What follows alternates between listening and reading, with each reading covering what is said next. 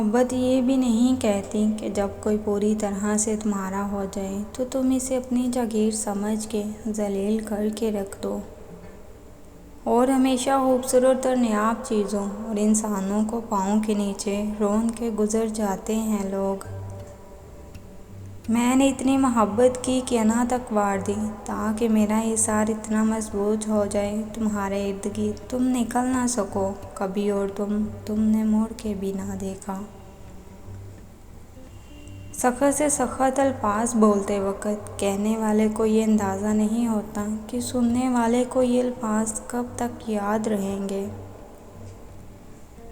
اور کیسے محبت کا یقین دلاتا یار۔ میں نے تو تمہاری خوشی کی خاطر تمہیں غیر کو بھی سونپ دیا۔ مرد کی غیرت کا معیار یہ ہے کہ وہ جس عورت سے پیار کرے اس کے علاوہ کسی اور عورت کی طرف آنکھ اٹھا کر نہ دیکھے۔ ہماری زندگی میں کچھ لوگ ایسے بھی ہوتے ہیں جو گدھے پر بھی سوار ہونے کے لائق نہیں ہوتے، اور ہم انہیں سر پر سوار کر لیتے ہیں۔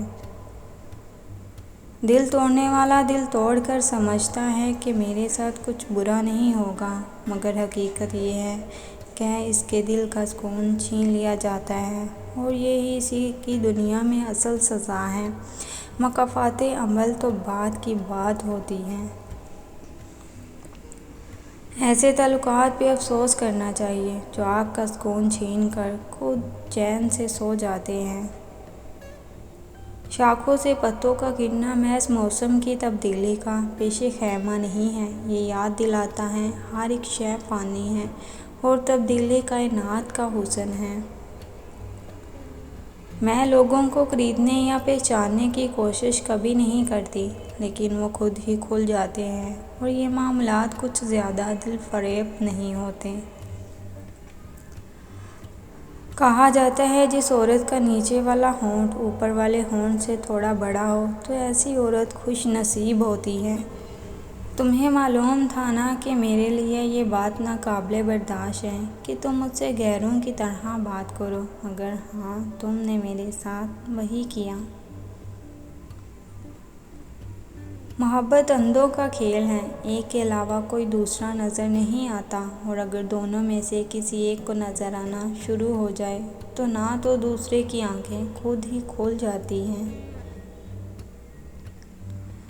لوگ آپ کے ساتھ کہنے کو بہت سنسیئر ہوتے ہیں، پر آپ کو ایسی چور دیتے ہیں جن کا گمان آپ کی نسلیں بھی نہ کر سکیں گی۔ قبریں جتنی بھی پرانی ہو جائیں مگر فاتحہ پڑھنے والوں کے دکھ ہمیشہ تازہ ہی رہتے ہیں۔ پوری دنیا کی معذرتیں ملا کر بھی ایسے انسان کے لیے کافی نہیں ہو سکتی جسے اس کے پسندیدہ شخص نے مایوس کیا ہو۔ عورت کی 3 حرکات مرد کو بے حد اچھی لگتی ہیں۔ مرد منٹوں میں پگھل جاتا ہے، بالوں میں ہاتھ لگانا، ماتھے پر بوسہ دینا، پڑھ کر رخصت کرنا۔ زندگی میں بس دلوں کو جیتنے کا مقصد رکھنا، ورنہ یہ شہرت، یہ دنیا جیت کر تو سکندر بھی خالی ہاتھ ہی یہاں سے گیا تھا۔